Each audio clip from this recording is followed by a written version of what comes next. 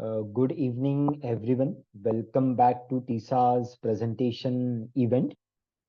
So, before beginning the wonderful presentations, I will just like to remind you all to kindly use techniques as much as possible. And even if you are not uh, even if you are not comfortable with the techniques, or say like you are not uh, aware of the techniques, then feel free to stammer as much as you want. This is a very safe place.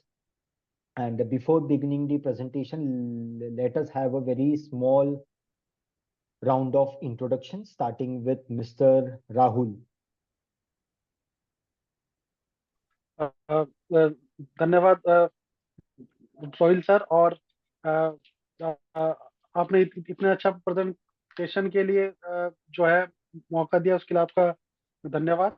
और freely stammering के भी लिए आपने door open किए उसके इसके लिए आपका बहुत बहुत बहुत धन्यवाद सर। तो मेरा नाम राहुल संगेलिया है। मैं नई दिल्ली से हूँ और मुझे टीसा ज्वाइन किए अभी कोई 5 महीने हो गए हैं और मैं एक मीडिया संस्थान में काम करता हूँ और आई थिंक ये मेरा शॉर्ट इंट्रोडक्शन है। Thank you sir. Thank you, Mr. Rahul. Now I would like to invite Mr. Saidur.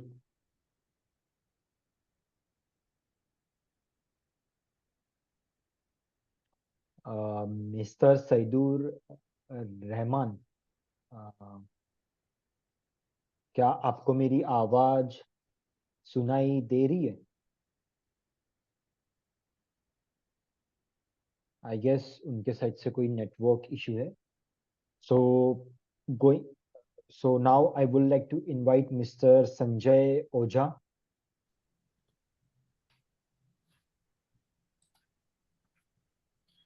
Hello, good evening, all of you. My name is Sanjay Ojha और मैं ग्वालियर में रहता हूँ। बाय प्रोफेशन मैं एक मैकेनिकल इंजीनियर हूँ और मुझे नॉन फिक्शन बुक्स पढ़ने का शौक है। तो ये मेरा ब्रीफ इंट्रोडक्शन। बाकी राहुल जी से मैं रिक्वेस्ट करूँगा कि वो अपने टेड टॉक वाले एक्सपीरियंस के बारे में थोड़ा ब्रीफ में कुछ हमें भी बताएं। जी संजय जी टेकटॉक मतलब समझा नहीं मैं प्लीज। टेड टॉक क्या है? वहाँ लोग अपने आइडियाज को शेयर करते हैं। एक प्लेटफॉर्म होता है, वहाँ बहुत सारे लोग आते हैं, आप स्पीचेस देते हैं, अपने फेलियर शेयर करते हैं, अपने आइडिया शेयर करते हैं। तो एक प्लेटफॉर्म है, वो इंटरनेशनल प्लेटफॉर्म है। तो अभी राहुल जी ने टेलीग्राम ग्रुप पे मैसेज डाला था, तो मैं उनका एक्सपीरियंस थोड़ा सा जानना चाहता था। मैंने आई थिंक इंटरनेशनल लेवल पे ऐसा कुछ हाँ, नहीं आप किया। राहुल जी आप यूट्यूब पे देखना, काफी अच्छे अच्छे आइडियाज टेड टॉक पे हैं। मैंने स्टैमरिंग को लेकर एक वल्नरेबिलिटी से रिलेटेड एक वीडियो था, बहुत बहुत अच्छा था वो, आप देखना। मैं आपको शेयर करूंगा पर्सनली। प्लीज प्लीज प्लीज आप मुझे शेयर कीजिएगा। एक्चुअली मैं इसके लिए सॉरी, मैं एक्चुअली इसमें ना इसके लिए अवेयर नहीं हूँ तो मुझे अभी इसके बारे में कोई खास जानकारी नहीं है। Please thank you. Thank you मैंने संजय जी। जी मैंने रोहिल जी से ये क्वेश्चन पूछा था, शायद मुझे लगता है मैंने राहुल जी बोल दिया, सॉरी राहुल जी, ये सॉरी फॉर माय साइड। जी ये मतलब बस अभी दो दो दो पार्टिसिपेंट्स का इंट्रोडक्शन बाकी है, फिर मैं मेरा आज का टेडेक्स का एक्सपीरियंस शेयर करूंगा मैं। So, and now I would like to invite Mr. Manoj Sethi to give their introduction.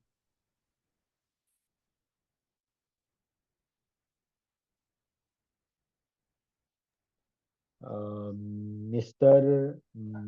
Manoj, I guess, G.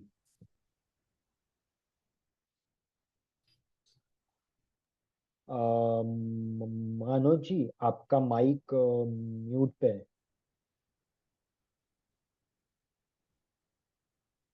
अभी भी म्यूट पे ही है।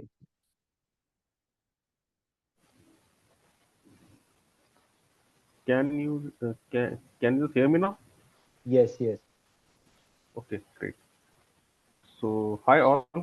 My name is Manoj Sethi, and I put up in New Delhi. So I've been working with an international firm as a sales and marketing person, and mm, I have a liking for reading and writing, and I've been putting up in Delhi for around 20 years now. Or originally, I hail from Dehradun. So this is all about me. Thank you, Mr. Manoj. Now I would like to invite Mr. Saidur Rahman.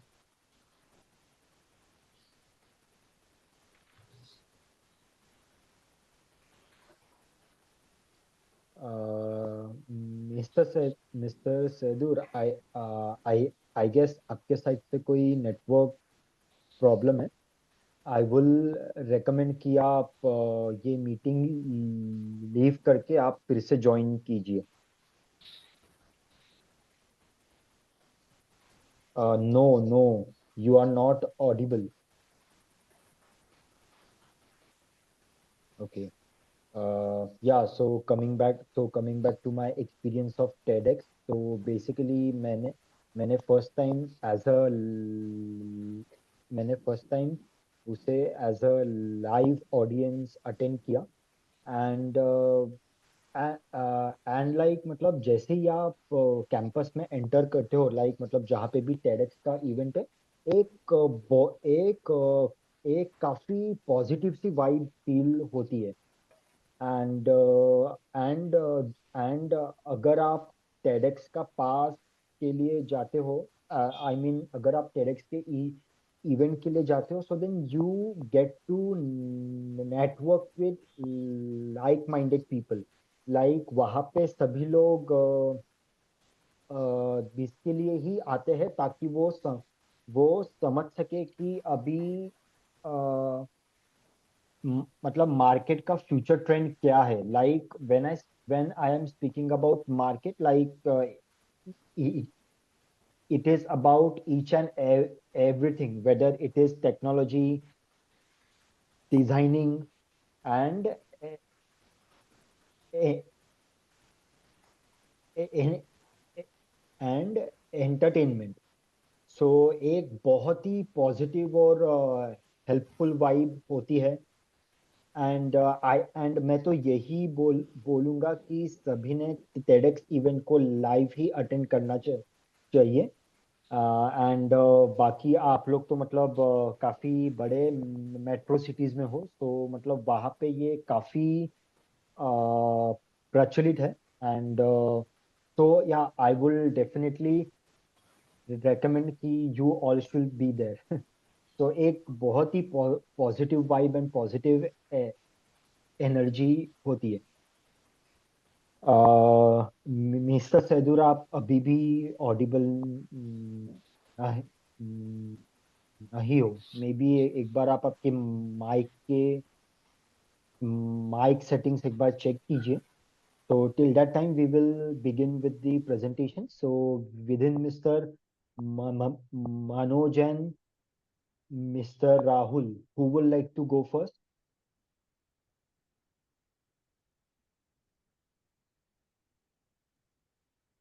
Okay, so mister Rahul, क्या आप पहले जाना चाहोगे मैं presentation के लिए?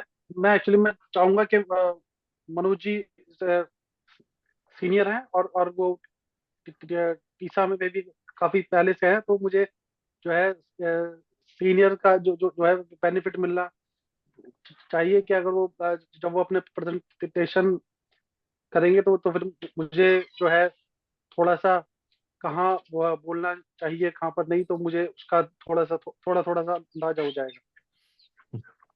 जरूर जरूर। Mr. Manoj, please share your screen.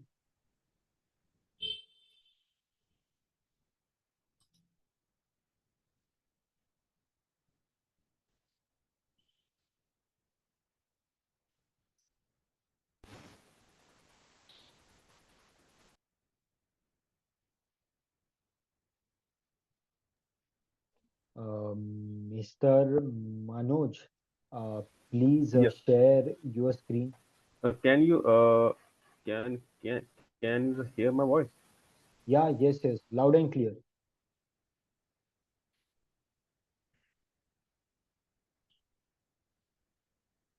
Connecting.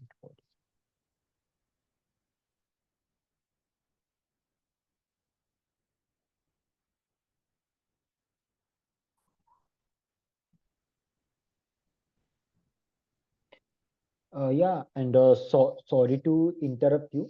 So I just forgot to mention the rules and regulations of this presentation event. So yeah, so then each and every presenter will get 20 minutes to present, and they will have to wind up their presentation within 20 minutes. And after the presenter has finished his or her presentation, then there will be 5 to 10 minutes of question and answer session, and there should be no presentation or comment on on any controversial topic or sex and religion. And whenever a presenter is presenting, the audience are not supposed to interrupt them within the presentation. Thank you.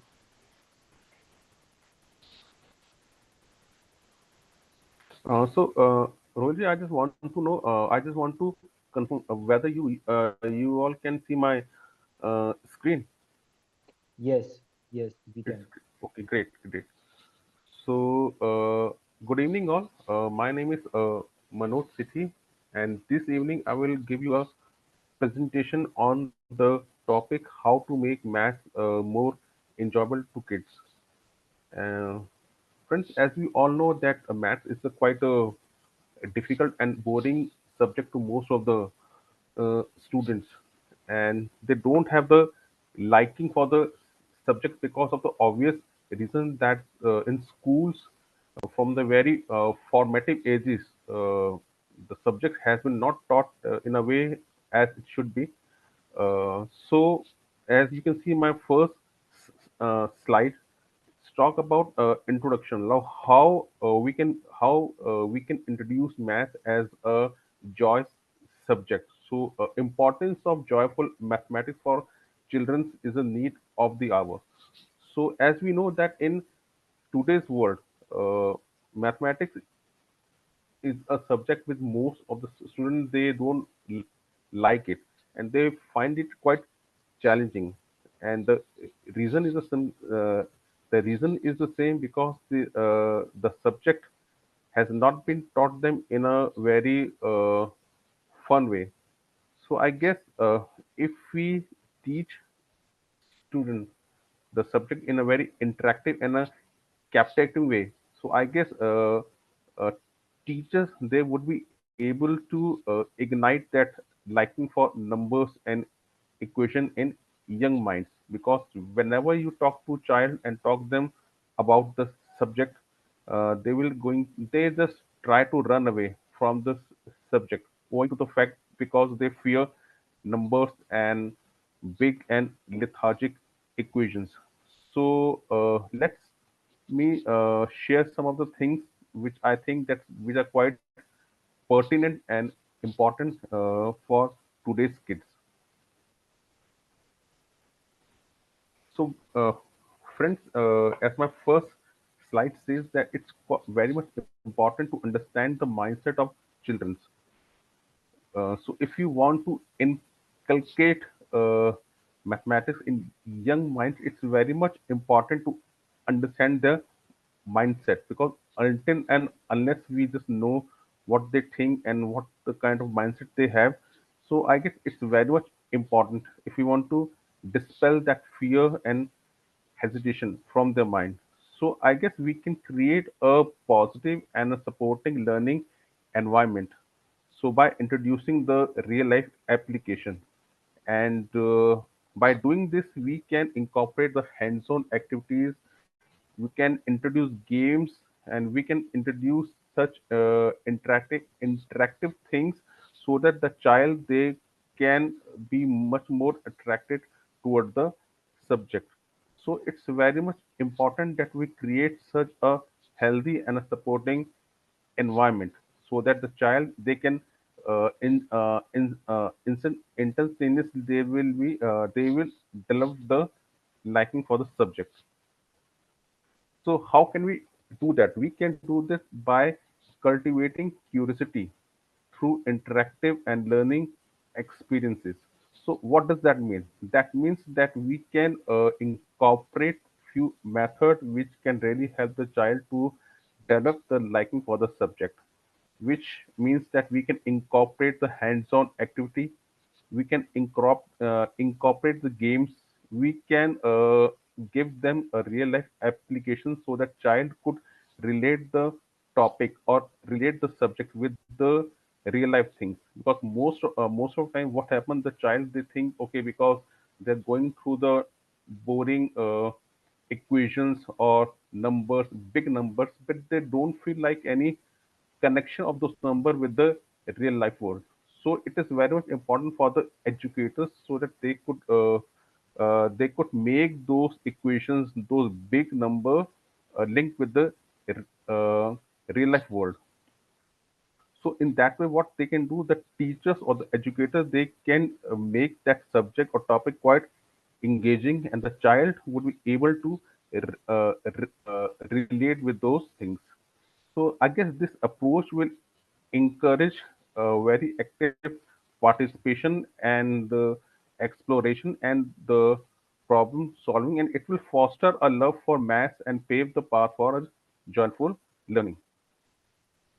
In my next slide, as I've said, that it's very much important that we incorporate a real life example to make maths relatable. Because until and unless we do that thing, the child will not be able to understand the subject. So whatever concept we are teaching to the child, whether it's about numbers, whether it's about equation, algebra, geometry, so until and unless we relate this topic with the real life world, the child will not be able to understand the subject. So I guess this approach will help the children to understand the practicality and relevance of math concepts, and it will make it more engaging and enjoyable. So it's very much important that if we give real life examples and we give children opportunity to relate mathematical concept with the outside world. So I guess in that way the child would be able to understand the abstract mathematical idea with tangible experiences, and it's very much important unless and until the child can understand these abstract things which are in the math with the and link those things with the outside world.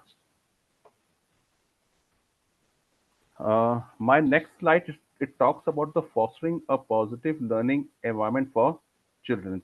So as I've told that it's very much important to create a positive learning environment where child can enjoy the subject.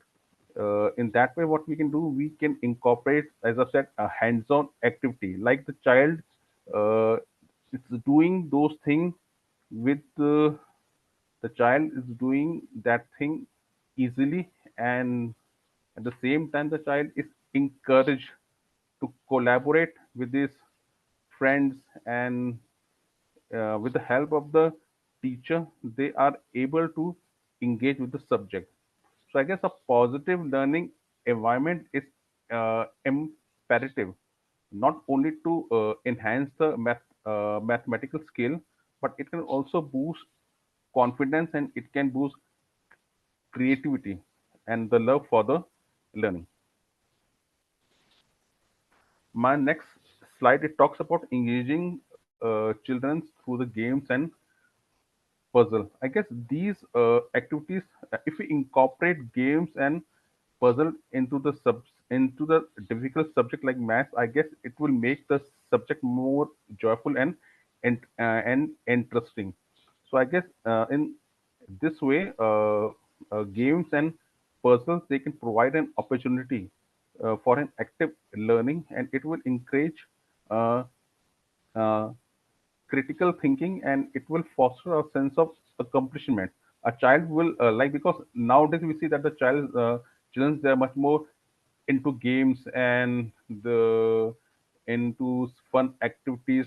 So I guess if we incorporate these things into boring and difficult subject like maths, in that way the subject will become more engaging, and the child will relate to the subject in a fun way. Implementing hands-on activity for deeper understanding. So in my previous slides, as I've mentioned, that hands-on activity are the things which can really make the subject easy, and the child would be able to understand those concepts and topics easily. So I guess these hands-on activity will allow the children to explore mathematical concepts in a very experiential way. The child could experience those on their own, and by using the manipulatives like we can use things like beads, we can use things like stones, pebbles, so the things that which you can see in real world. So by using these manipulatives, the child would be able to conduct experiments on their own, and in this way they can relate to difficult concept with the outside world. So in that way the subject will become more and more easy to them. So I guess these interactive approaches can help to promote curiosity, and it will develop a love for their subject. My next slide is talks about breaking down the complex mathematical concept into manageable steps. So far I have talked about uh, how we can make the subject more relatable to the student, how we can develop a healthy and experiential learning for the students. So I guess if we break down the difficult and complex concept to simpler one, I guess in that way the children, they would be able to comprehend those topics and can retain those things effectively. So I guess these incremental approaches can help foster their confidence. It will reduce their anxiety level and allow the children to develop a very solid understanding of mathematics. Uh, my next slides talk about encouraging collaboration and peer learning in mathematics. So when it talks about a peer learning, where students, they are working together and they are solving their problems and doing the activities together. So I guess this will allow children to learn from each other, and they would be able to gain from the different perspective. So in this way, it will open their mind and they would be able to think out of the box. So these things are very much helpful in building their communication skills and critical thinking skills. So these collaborative approaches and engagement will further uh, develop and create a sense of community within the classroom. In the last, I would like to say that these things can nurture a lifelong love for mathematics. So by embracing collaboration and peer learning, we can unlock the liking for mathematics for children, and these like hands-on activity using of manu uh, relatives, and these things can develop communication and critical thinking skills, and such things can help foster a positive learning environment. So by nurturing a lifelong love for mathematics, we can enable children to see the beauty of joy, and this way they can help. This way we can help create a mathematical uh, environment. Thank you. So if you have any of the questions to ask, please do.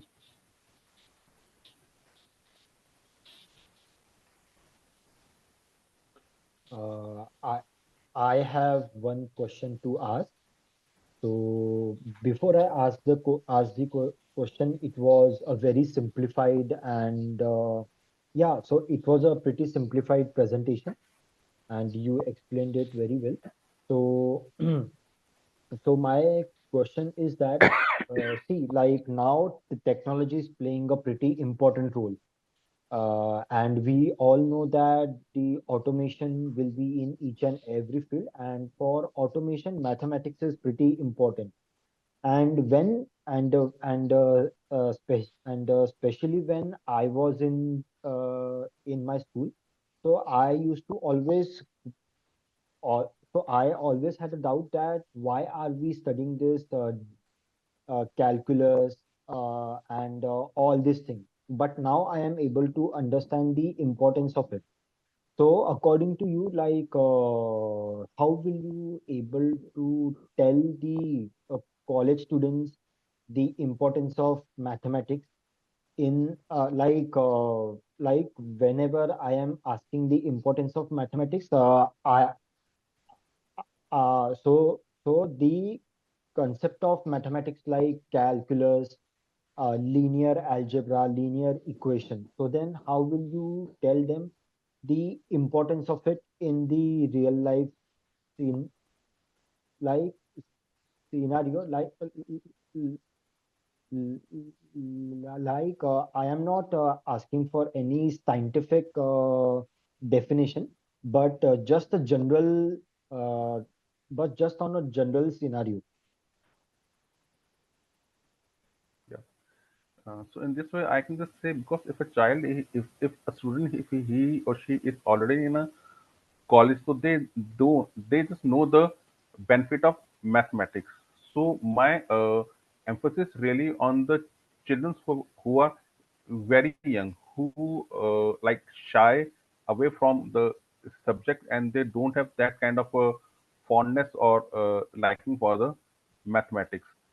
So the focus that uh, since so many years we have treated math as a very tough subject, where you have to mug up the concepts and formulas. So it is very much important, unless and until we connect math with the outside world, because until unless we make the math quite relatable and make it and we introduce real life application in the subject, till that time the children, whether they are in school or in a college, they won't be able to relate what they learn in the subject. So as you have said, talking about differential calculus, linear equation, and coordinate geometry, because these things are, because when you build from one uh, level to the another level, the child will like to develop the liking for the subject. So if you have a liking for subject, the child will take up like mathematics later on in their higher classes. So, so the focus should be there, that the child should find a real life application of all those things, and they should know what kind of benefit they will going to get these from these topics later in their life. Thank you very much. Thank you. Any other question?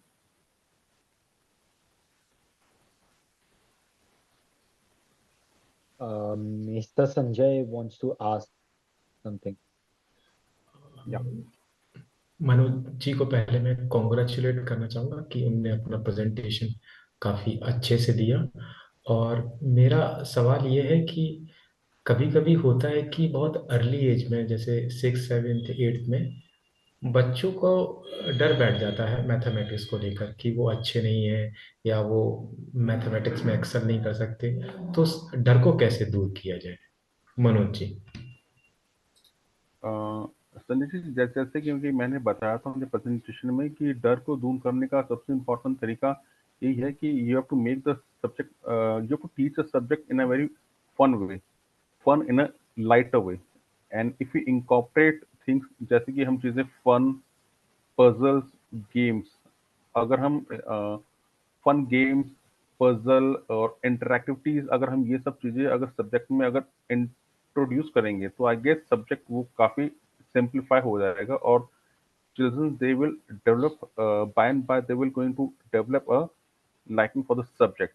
क्योंकि पहले क्या होता था, आप जानते थे कि पहले जो थे कि हम बच्चों को सब्जेक्ट को घोट के पिला देते थे, and we use to force all those things down their throat. But now, because with the introduction of new uh, curriculum framework and NEP के आने से ना focus is more on the experiential learning, कि बच्चे को बताने के लिए कि सब्जेक्ट में आखिर है क्या और उसको कैसे उसको लर्न करना है। तो स्टेप बाय स्टेप अप्रोच होनी चाहिए कि प्राइमरी लेवल में बच्चे का लेवल क्या है, उस लेवल में कौन कौन से टॉपिक होने चाहिए, उनको पढ़ाने का तरीका क्या होना चाहिए। Like we can introduce manipulatives like stones के थ्रू ऐड करना, सब्ट्रैक्ट करना, और जो चीजें जो आपके जो घर के आसपास है, तो सिंपल सिंपल एक्सपेरिमेंट करना, so that the child could relate to those things. तो आई थिंक इस तरह से गेम्स, पजल्स और एक्सपेरिमेंट, सिंपल सिंपल इनको अगर हम इंट्रोड्यूस करें तो I guess the child will by and by they will going to have a liking for the subject. Thank you Manoj. Thank you. Any other questions?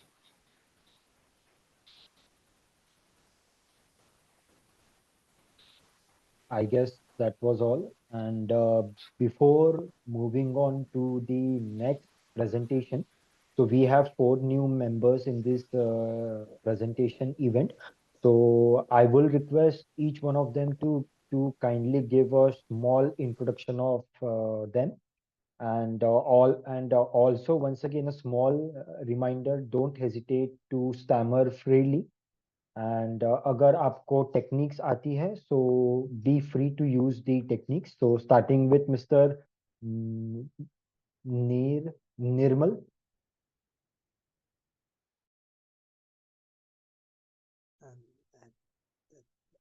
Thank you Rohil ji. मैं अपना introduction देता हूँ। मेरा नाम निर्मल सिंह है और मैं भोपाल मध्य प्रदेश में रह रहा हूँ, और अभी मैं अपनी पोस्ट ग्रेजुएशन की पढ़ाई कर रहा हूँ। मेरी उम्र 25 वर्ष है और मेरी हॉबीज मुझे नई जगह घूमना फिरना, दोस्त बनाना, उनसे बातचीत करना, ये मेरी कुछ सिंपल सी हॉबीज है। Okay, thank you. Thank you mister Nirmal and all the best with your post graduation. And coming and now I would like to invite mister Shivam Shukla. Yeah. Hey, hi everyone. Uh, s- uh, so I'll just give a small introduction about myself. So my name is Shivam Shukla and I'm from Mumbai. So right now, so I'm working as a software engineer in an MNC. And apart from that, so if I talk about my stammering issues, so it has been there since my childhood, and I'm still trying to overcome it.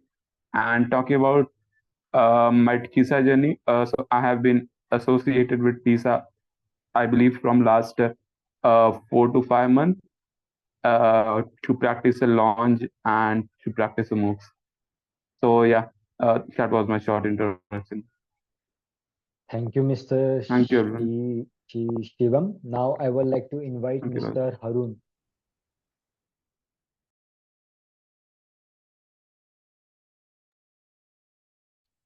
Mr. Harun, please give your introduction.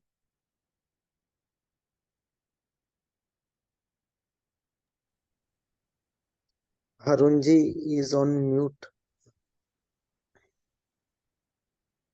Harun ji please आपका mic unmute कीजिए and introduction दी दीजिए.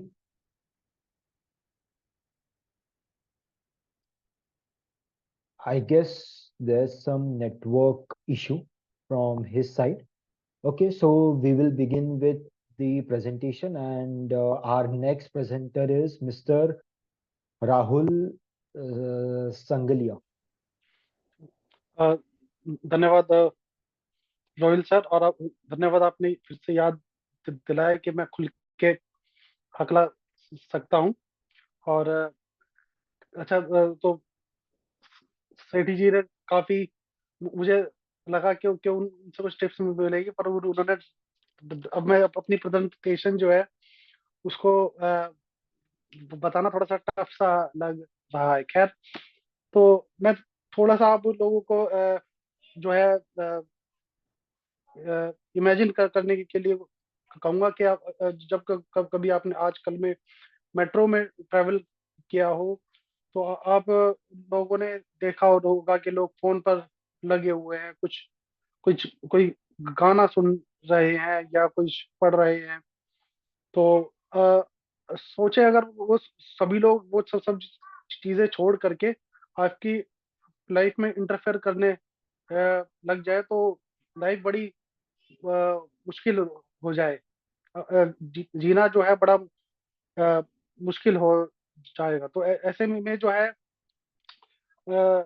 जो जो जो गाने होते हैं, जो हम लोग सुनते हैं, तो वो कहीं ना कहीं एक शांति देते हैं, मन को सुकून देते हैं. तो ऐसे ही जो है साहिर लुधियानवी जी के बारे में जो है, मैं वैसे तो मुझे अगर पता होता कि इसमें क्वेश्चन राउंड है तो मैं नॉमिनेट जो है नहीं देता, पर मुझे अभी बताया गया कि इसमें क्वेश्चन आंसर भी है, तो मैंने, तो फिर भी मैं जो है, अगर किसी के सवाल होंगे तो मैं कोशिश करूंगा, क्योंकि साहिर लुधियानवी जी जो है उनके शायद ही कोई ऐसा होगा जो जो उन्होंने उनको ना सुना हो.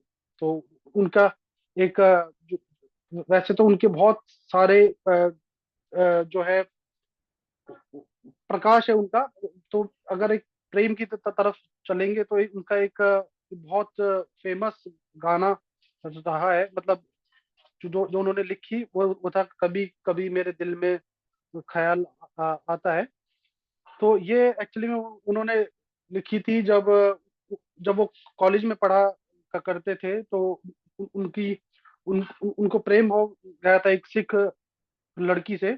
पर वो जो वो उस वक्त में शायद कुछ चेचक बीमारी बहुत ज्यादा बड़े स्केल पर फैल रही थी, तो उस कारणवश उसको वो मर गई. पर लेकिन रिलीजियस फैक्टर की वजह से वो उसको आखिरी बार नहीं देख पाए. उनका मन था कि उनको आखिरी बार देखना, तो इसलिए उन्होंने जो लिखा कि कभी कभी मेरे दिल में ख्याल होती, तुम होती तो ऐसा होता, तुम होती तो ऐसा होता, तुम इस बात पर कितनी हंसती, तू इस बात पर कितनी. तो ये सब तो मैं इस पर भी नहीं बात करूंगा. और उनका एक उनका एक अफेयर भी रहा उसके बाद अमृता प्रीतम जी के साथ. मैं उस पर भी बात नहीं करूंगा, क्योंकि उनका वो प्रेम भी बहुत ही जो प्रेम जो है आजकल का जैसा प्रेम नहीं है. ये इतना इतना पाक और प्योर जो था, वो ये था क्योंकि उन्होंने कहीं ना कहीं इसको जब हम एक्सेप्ट करते हैं उसको, अपने आप को, कि हाँ मैं ये जो जब उन्होंने उस लड़की को जिनको प्रेम करते थे अपनी कॉलेज टाइम के अंदर, उन्होंने ये बात एक्सेप्ट की कि हाँ मैं उनसे प्रेम करता था, तभी ये चीजें लिख कर जो है बाहर आई। तो तो जो है तो ये चीज जो है, हम अपने आप को जब एक्सेप्ट करते हैं तो उसमें ये काफी जो है कुछ ना कुछ नया भार निकल करके आता है। तो खैर मैं जो है मैं इस पर भी बात नहीं करना चाहूंगा, क्योंकि ये भी मेरा जो सब्जेक्ट नहीं है। पर मैं उनकी एक और चीज जो है, उनकी माता जी है जो है, श्रीमती अ, अ, सरदार बेगम, तो वो अपनी माता से इतना प्यार करते थे कि वो जब भी कभी अ, अ, कहीं जाते थे किसी मुशायरे में, तो वो अपनी माँ को अपने साथ ले करके जाया करते थे। और वो अपनी माँ से इतना उनको प्रेम था कि उन्होंने पूरी जिंदगी जो है कभी शादी नहीं की। तो ये बहुत और वो कभी भी किसी भी जो है मशवरे पर अपनी माँ की राय जरूर लिया करते थे। खैर हम मैं उस पर भी नहीं जाऊंगा, क्योंकि समय बहुत लंबा हो जाएगा और हमारे पास जो है समय जो है लिमिटेड है। तो मैं उनकी जो एक सिर्फ एक ही जो है उसको मैं थोड़ा सा कोट करने की कोशिश करूंगा। तो ये उनकी लिखा हुआ है। उनकी फिल्म एक फिल्म थी चित्रलेखा, उस वक्त में बड़ी फेमस हुई थी। तो उस गाने की जो लाइनें हैं मैं वो आपको बता रहा हूँ। तो वो थी, मन रे तू काहे ना धीर धरे, मन रे तू काहे ना धीर धरे, वो निर्मोही मोह न जाने जिनका मोह करे, मन रे तू काहे ना धीर धरे। इस जीवन की चढ़ती ढलती धूप को किसने बांधा है, रंग पे किसने पहरे डाले, रूप को किसने बांधा है, काहे ये जतन करे, मन रे तू काहे ना धीर धरे। उतना ही उपकार समझ कोई जितना साथ निभा दे, जन्म मरण का मेल है सपना, ये सपना बिसरा दे, कोई ना संग मरे, मन रे तू काहे न धीर धरे। अब मैं आपको थोड़ा सा, मैंने इसको क्यों चुना है मैं उसको भी आपको बताना चाहूंगा। तो मैंने इसको इसलिए चुना क्योंकि जो उसकी पहली ही लाइन जो है वो सीधा एक्सेप्टेंस पर बात करती है कि मन रे तू काहे ना धीर धरे।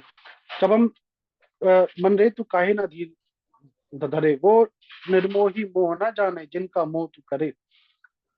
हम सभी लोग जो है फ्लुएंट बोलना चाहते हैं कि जब हम बात करें तो फ्लुएंट बोले, कहीं पर भी ब्लॉक्स ना आए। तो वो उस जो है अंधेपन में जो कंटेंट जो होता है वो भी सुन नहीं पाता है कोई भी। और और जो और स्टैमरिंग तो फिर वो जम के ही होती है। फिर तो क्या ही उसको रोक लेगा कोई फिर। तो इस जीवन की चढ़ती ढलती धूप को किसने बांधा है, रंग पे किसने पहरे डाले, रूप को किसने बांधा है, काहे ये जतन करे। अब हम कोशिश तो करते हैं कि स्टैमरिंग ना हो, पर ये तो हम हाथ में नहीं है हमारे। बहुत कोशिश कर लिया, बैठ भी गए, दरवाजे भी बंद कर लिए, लोगों से भी बातचीत करना कम कर दिया, बाहर पार्टियों में भी जाना बंद कर दिया। तो ये बिना मतलब की ताकत जो है जो लगाना जो है वो ठीक नहीं। फिर उसके बाद जो साइड जी लिखते हैं अपनी आखिरी लाइन, उतना ही उपकार समझ कोई, जितना साथ निभा दे। जन्म मरण का मेल है सपना, ये सपना बिसरा दे कोई ना समझ मरे। तो ये जो है जो ये तो उन्होंने जो जो है उस पे बोला है कि भाई हम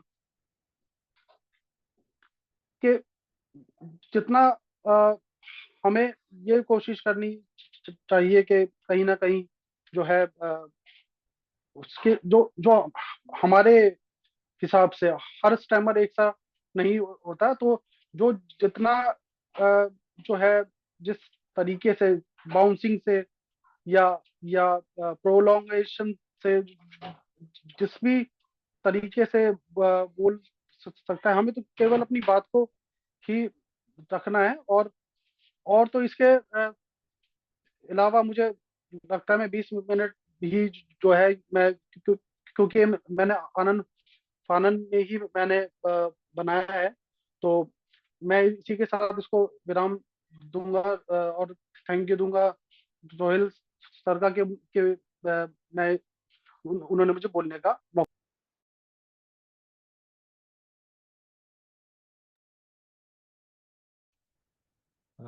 thank you Rahul ji, and thank you कि आपने मतलब उनके बारे में इतना कुछ बताया। तो किसी को कोई सवाल है? हाँ जी, मेरा सवाल है रोहित जी, राहुल जी के लिए, कि इन्होंने जो अपना प्रेजेंटेशन दिया है साहिर लुधियानी जी को, वह बहुत अच्छा दिया, बहुत मार्मिक था। जो मुझे ये पूछना है कि साहिर का इंडियन कल्चर पे इम्पैक्ट क्या रहा है, कि उनकी बहुत सारी शायरी, कविताएं और गाने हमने सुने हैं, और उनका इंडियन साहित्य पे बहुत अच्छा, एक अच्छा इम्पैक्ट भी रहा है। तो साहिर का इंडियन कल्चर पे क्या मतलब प्रभाव रहा है, कि लोग उनसे क्या सीख सकते हैं? क्योंकि मुझे पता है कि शायर के बहुत सारे गाने मैंने सुने हैं। शायर की बुक भी एक मेरे पास है, जो कि बहुत बार मैंने पढ़ने की कोशिश करी, पर मुझे कुछ चीजें मुझे समझ नहीं आई। तो हो सकता है कि साहिर के बारे में इतना कुछ मैंने पढ़ा ना हो। तो मैं आपसे, आपके माध्यम से जानना चाहूंगा कि क्या इम्पैक्ट रहा है इंडियन कल्चर पे साहिर का। जी मनोज जी, तो एक्चुअली में साहिर जी का जो है भारतीय साहित्य में बहुत ज्यादा ऐसे अभी अभी आपने खुद से आपने बताया कि क्यों उन्होंने, और एक्चुअली में उनकी जिसमें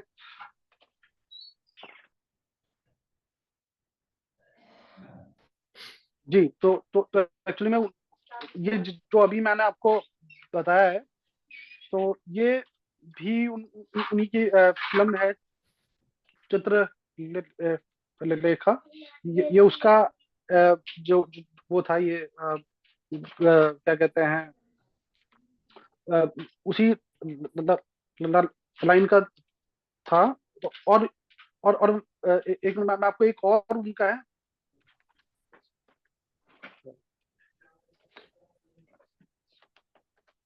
जी हाँ, तो उनका एक और था, वो भी मैं आपको बताऊंगा। आपको बड़ी हैरानी होगी उनकी कि उनका एक और था, एक उन्होंने और भी एक लिखा था। तो आप सुनेंगे तो हैरान हो जाएंगे कि एक मुस्लिम ने जो है इसको कैसे उन्होंने उन्होंने लिखा। तो उन्होंने इसी इसी के अंदर एक और लिखा था, संसार से भागे फिरते हो भगवान को तुम क्या पाओगे। रचना को जो अब अपनाना सके, सॉरी एक मिनट, जस्ट होल्ड, मैं इसको थोड़ा सा क्योंकि आपने एक्चुअली पूछा है, तो मैं थोड़ा सा गूगल करके मैं आपको बताऊंगा कि क्योंकि मुझे लिरिक्स जो है वो मुझे याद नहीं है उनकी। अ, जी हाँ, तो इनको तो इसी में ही वो तो उन्होंने एक और लिखी थी कि संसार से भागे फिरते हो, भगवान को तुम क्या पाओगे, इस लोक को भी अपना ना सके उस लोक में भी पछताओगे। ये पाप है क्या, ये पुण्य है क्या, रीतों पर धर्म की मोहरें हैं, हर युग में बदलते धर्मों को कैसे आदर्श बनाओगे। ये भोग भी एक तपस्या है, तुम त्याग के मारो क्या जानो, अपमान रचयिता का होगा, रचना को अगर ठुकराओगे। हम कहते हैं ये जग अपना, तुम कहते हो झूठा सपना, इस जन्म हम जन्म बिता कर जाएंगे, तुम जन्म गवा कर जाओगे। तो साहिर साहिर जी जो है उन्होंने जो है, चाहे हिंदू हो चाहे मुस्लिम हो चाहे कोई भी रिलीजियस हो, उन्होंने इसमें फर्क ना करते हुए जो सत्य है, जो एक्सेप्टेंस के साथ उन्होंने इसको इसको ये बहुत बड़ा मतलब सत्य है जो जो उन्होंने इस लाइन में उन्होंने कहा है कि हम चाहे किसी भी स्टेट से हो, हम चाहे कि किसी भी उससे हो, तो हम साहिर के जो जो है, हाँ, जो है आज उनको आई थिंक 25 अक्टूबर 1980 में वो उन्होंने इस दुनिया को अलविदा कहा। और आज भी, आज हम 2024 में जी रहे हैं, तो ये उनका इम्पैक्ट है। और उन्होंने इस भारतीय जो साहित्य जो जो है इसको इसने इतना कुछ दिया है कि आज हम 2024 में भी उनके बारे में बात कर रहे हैं, और उनके लिखे हुए को सुन रहे हैं, उनके लिखे हुए को पढ़ रहे हैं। और जब जब तक ये दुनिया रहेगी, हम भले ही रहे ना रहे, पर साहिर लुधियानवी जी हमेशा रहेंगे जी। Thank you.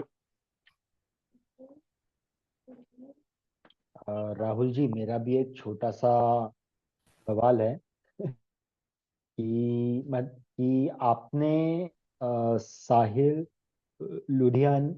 लुधियानवी जी, लुधियानवी साहब को मतलब आपने कब उनको सबसे पहले सुना कि आपको लगा कि मतलब अगर फॉलो करना है तो इनको ही फॉलो करना है, एंड मतलब उनके राइटिंग्स का क्या प्रभाव था आप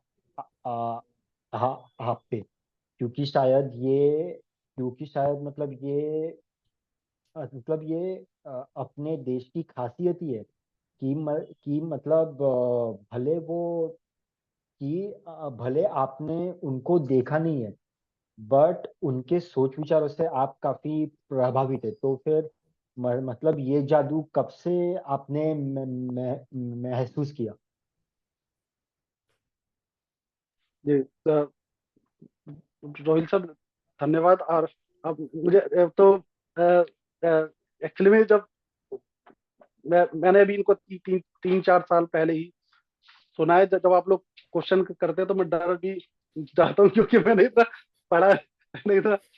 जो है 3-4 साल पहले से ही मैंने पढ़ना और सुनना इनको शुरू किया है। तो मैंने पहली बार इनको जो इनके बारे में मैंने सुना था। मैं जो गाने तो मैंने सुने थे, पर मुझे इतना नहीं था कि कौन है, कौन लिख रहा है, किसको फर्क पड़ रहा है। हम तो गाने ही सुन रहे हैं उनके। तो एक जो है दीप त्रिवेदी जी हैं, तो वो काफी अच्छा स्पीकर हैं। वो बेसिकली बहुत अच्छा ह्यूमन साइकोलॉजी पर वो बहुत अच्छी पकड़ है उनकी। तो मैं उनको एक बार सुन रहा था, तो उन्होंने जो तो फिर उन्होंने बताया कि इससे बड़ा सच कुछ नहीं है। फिर जब उन्होंने ये लाइन बताई, संसार से भागे फिरते हो, भगवान को तुम क्या पाओगे, तो फिर उन्होंने ये बताया इससे वो बड़ा कुछ सत्य नहीं है।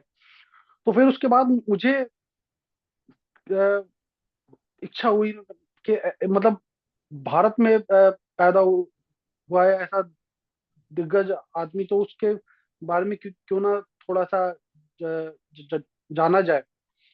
फिर मैंने सर मैंने फिर बहुत गूगल किया उनके फिर उनके जो उनकी जो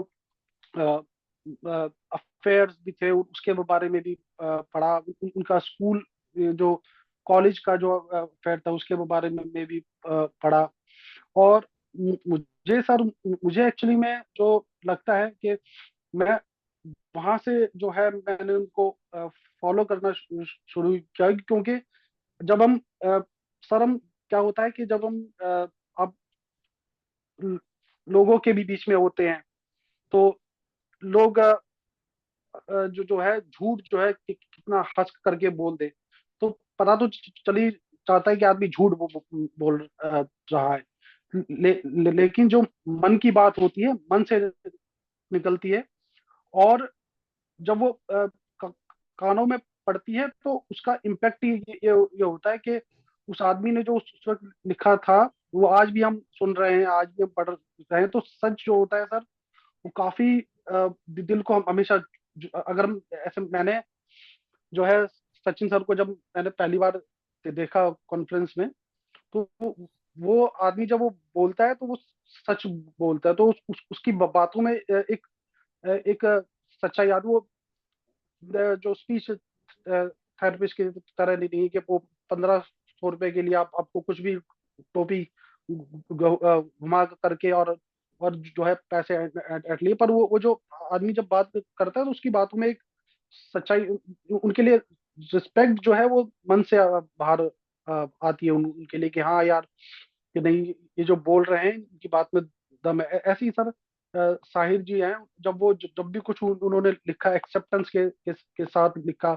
और जब एक्सेप्टेंस के साथ हम कुछ कुछ भी बोल रहे हैं, जैसे मैंने आज मैंने कोशिश की कि मैं साहिर जी के साथ एक्सेप्ट हो कि करके कि उन्होंने जो है उन्होंने फील किया और क्या उन्होंने बोला। तो ये मैंने सब चीजें जो जो है मैंने कोशिश की कि मैं इसको दिल दिल से निकली हुई बात को दिल तक ही पहुंचाने की कोशिश करी मैंने sir. Thank you sir. Thank you Rahul ji. And मैं भी अभी उनके बारे में मैं सच्ची में पढ़ने वाला हूँ। मतलब वैसे तो मुझे कविताओं का ज्यादा शौक नहीं है, बट जब भी कोई इतना बड़ा चढ़ा के किसी कवि के बारे में बोलता है, तो मैं भी थोड़ा आकर्षित हो जाता हूँ। जैसे कि पिछले बार हमारे जो तीसा के नेशनल कोऑर्डिनेटर है, मिस्टर निखिल अय्यर, तो उन्होंने मुझे कविराज शैलेंद्र के बारे में बताया। मैंने उनके बारे में देखा एंड मैं उनके गानों से प्यार कर बैठा। तो फिर मैं अभी इनके भी बारे में जरूर पढ़ूंगा। सो thank you very much. And and जो हमारे थर्ड प्रेजेंटर थे वो तो अभी नहीं है। एंड मिस्टर हरुण, क्या आप प्रेजेंटेशन देना चाहोगे? क्योंकि आपने फोन पे जब बात की थी आपसे, तब आप इंटरेस्टेड थे।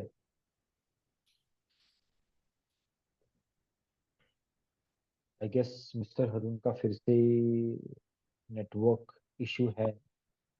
ओके, तो okay, so thank you everyone, thank you for joining today's presentation event and making it a successful one. And बस हेलो सर। आपसे हेलो, हाँ हाँ हाँ जी, हाँ हाँ Sachin ji. So hello guys, good evening. I think sir मेरी टर्न नहीं हुई है सर। आई थिंक अभी अभी हुआ message join. Okay okay sir, okay, मतलब सचिन जी, आप प्रेजेंटेशन के बारे में बात कर रहे हो या एक इंट्रोडक्शन चांस के बारे में बात कर रहे हो? Okay okay. हाँ, तो मुझे किस चीज के ऊपर प्रेजेंटेशन देनी होगी मुझे? नहीं नहीं, एक्चुअली सचिन जी, टेली हमारे टीसा में एक प्रेजेंटेशन का फॉर्म सर्कुलेट होता है। एंड आप जब वो फॉर्म फिलअप करते हो, तब फिर हमारे वॉलंटियर्स आपको कॉल करते हैं एंड देन आपका स्लॉट बुकिंग कंफर्म करते हैं। तो उसके बाद ही फिर आप प्रेजेंटेशन दे पाते हो। तो फिर आप आपका एक छोटा सा इंट्रोडक्शन दे दीजिए, उसके बाद हम प्रेजेंटेशन समाप्त करते हैं। Okay. So, hello guys. Good evening. Myself Sachin Barwal, and I am from Pradesh. And currently, I am pursuing my bachelor's of pharmacy, and I am in 8th semester now.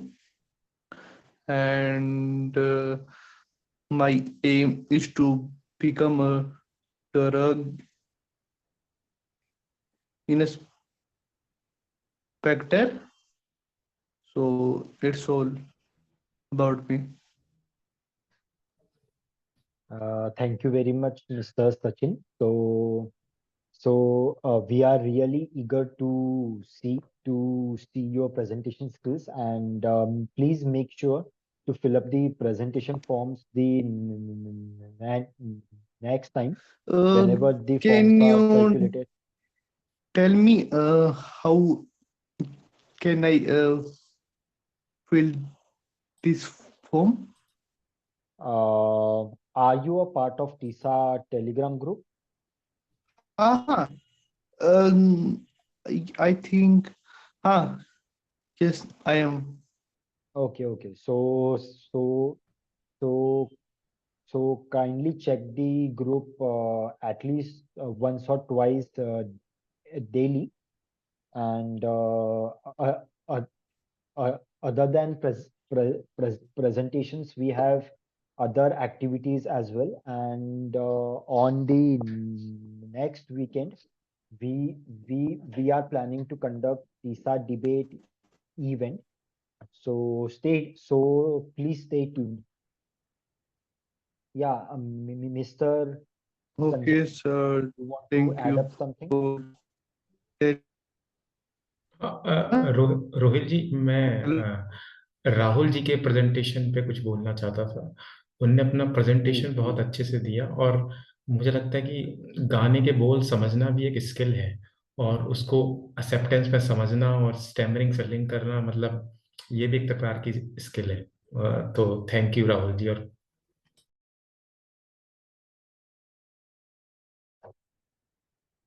So thank you everyone for making this presentation event a successful one. And I just have a small request from all of you. So since the TISA TISA volunteers are uh, like TISA volunteers uh, regularly working to conduct such events. So, so once the presentation event ends, I request you to kindly provide your feedback in the Telegram group.